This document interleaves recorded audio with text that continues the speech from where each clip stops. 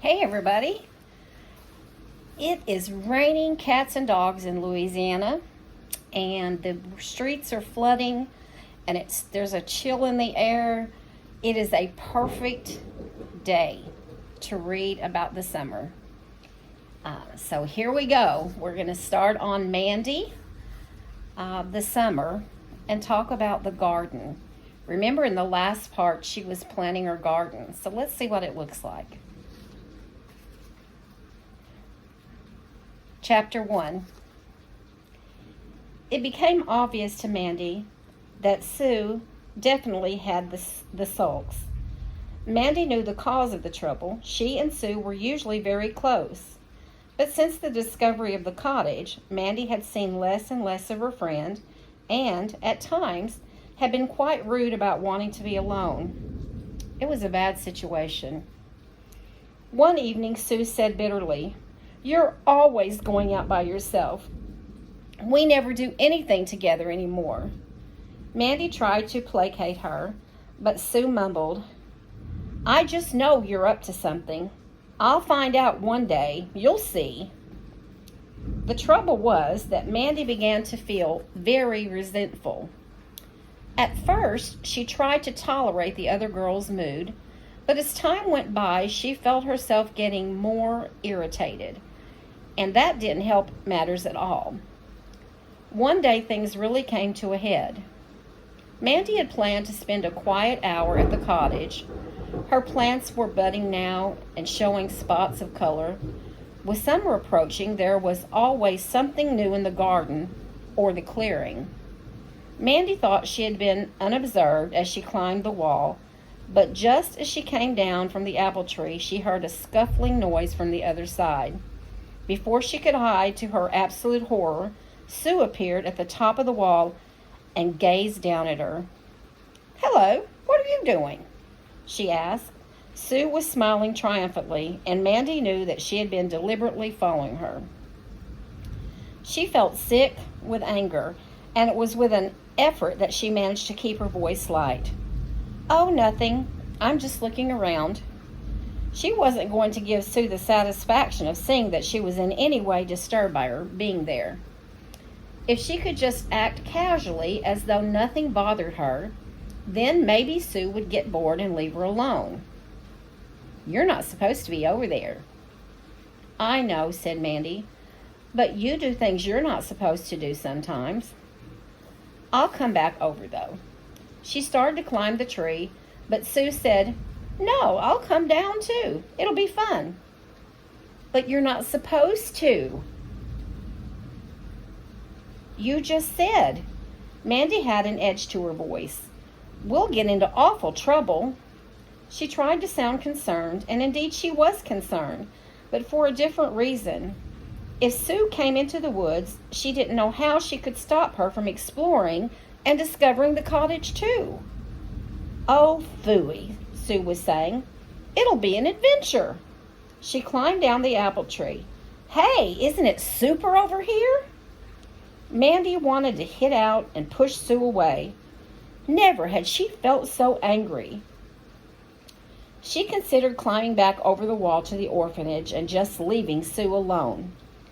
Maybe without her, Sue would give up any idea that she had of looking around.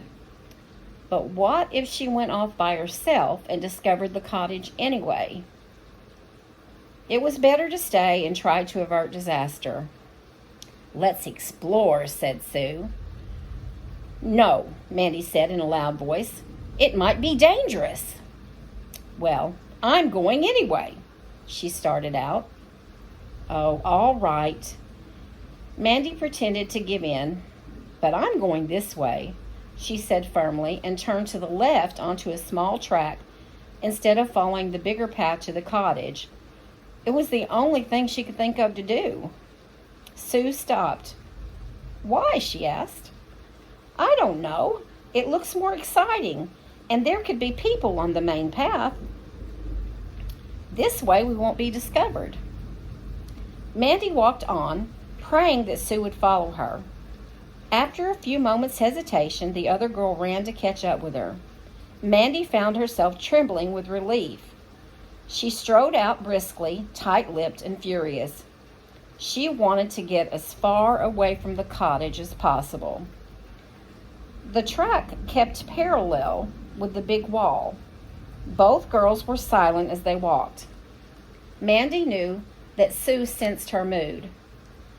The other girl was sullen and had an almost defiant air. There was not much to say. "Must you walk so fast?" "I'm sorry, you wanted to explore," Mandy replied. But she slowed down a little. Somehow she would have to check her anger. She didn't dare antagonize Sue anymore. The wood became less dense. It was obvious that the narrow path was getting wider. A few hundred yards further on, it was joined by two other paths coming in at right angles to theirs. The really interesting fact was that all the paths led to a large wrought iron gate, which was set into the wall. Mandy was immediately interested. She wandered over to look at it and noted that the main road passed by just a few yards beyond. She saw a padlock on the gate, and then her heart missed a beat. It wasn't locked. "Sue, come and look at this." Mandy pushed the gate tentatively. It didn't move. She applied her weight to it, and it slowly swung wide. Golly! Sue was almost as interested as Mandy. "Be careful, Mandy. Don't go out until you've made sure no one can see us." The girls peeked out. Not a soul was around. They emerged and carefully swung the gate to close behind them. "But this is the road that leads back to the orphanage." Sue seemed surprised. "I know," said Mandy. She was delightedly aware of the fact.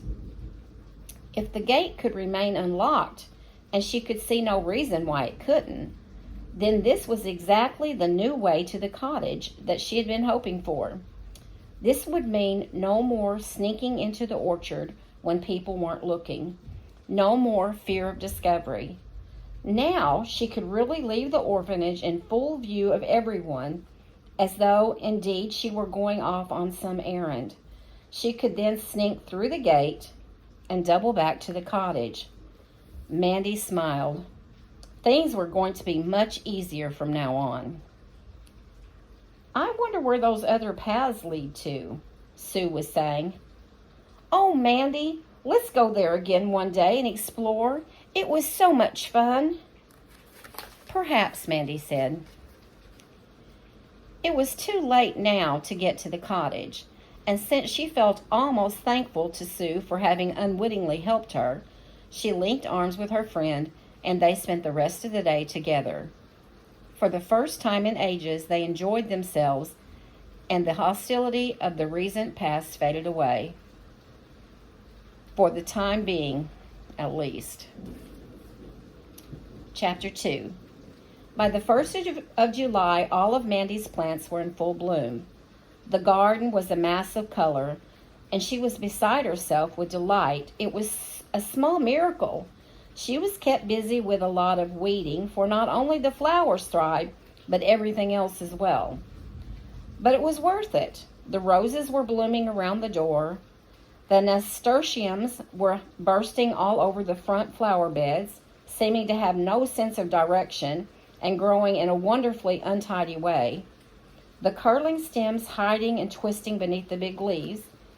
Their flowers were mostly a bright orange or yellow, with an occasional mahogany red bloom. And they had a coarse, tangy fragrance, an unforgettable scent. The wallflowers were tall and dark and strong, and a sort of brick red or yellow color. The salvias were bushy and sharp crimson in flower, and the beautiful marigolds, Mandy liked them best of all. They looked as if they had actually caught hold of the sun, and it had burnished them to a golden orange hue. They stood so rigidly proud, a wondrous mass of tiny petals, laid thickly one on top of another.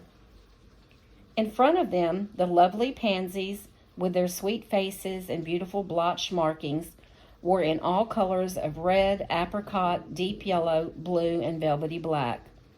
Mandy couldn't believe that such generous blooms could grow on such fine stalks.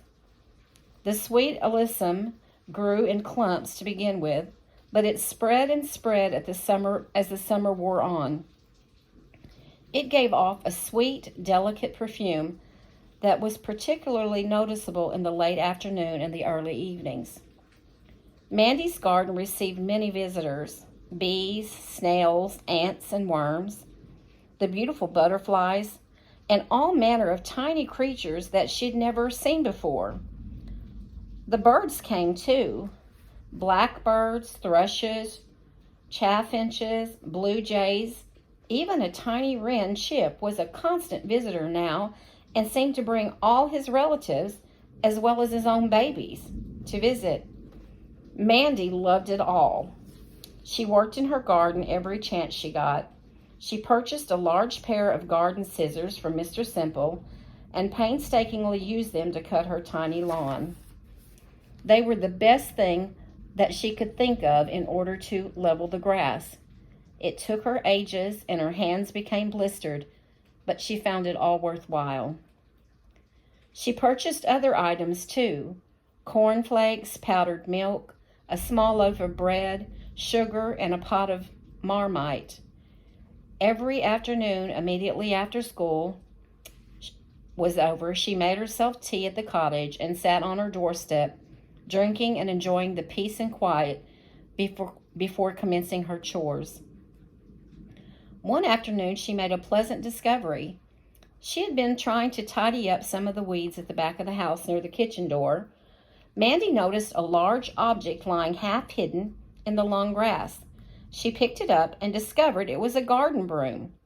The head of the broom was made of fine twigs bound together, and would be splendid for tidying the pathway and the doorstep, and even to use inside the house. Mandy was delighted with her find. July progressed and the good weather continued. Mandy used the new route to the cottage every day and found that going through the little iron gate made the traveling much simpler, especially when she had to carry things. Sue occasionally suggested taking a walk in that area, but Mandy always found a reason to dissuade her. The summer holidays were approaching. Mandy planned to clean the inside of her house from top to bottom. She wanted to do it once the school term was over so that she could really take her time. She began collecting a supply of cleaning things so that when she would have the items at hand when she needed them. Funds were short, of course, but now that she had taken what she wanted in the way of cutlery and china from the orphanage, she began to hide every small things like bars of soap, a washcloth, and one day she stole a large box of soap flakes from the store cupboard. Mandy's conscience troubled her, but she told herself that as soon as she had saved up enough money, she would replace the items and no one would ever know the difference. Unfortunately, the difference was spotted almost immediately.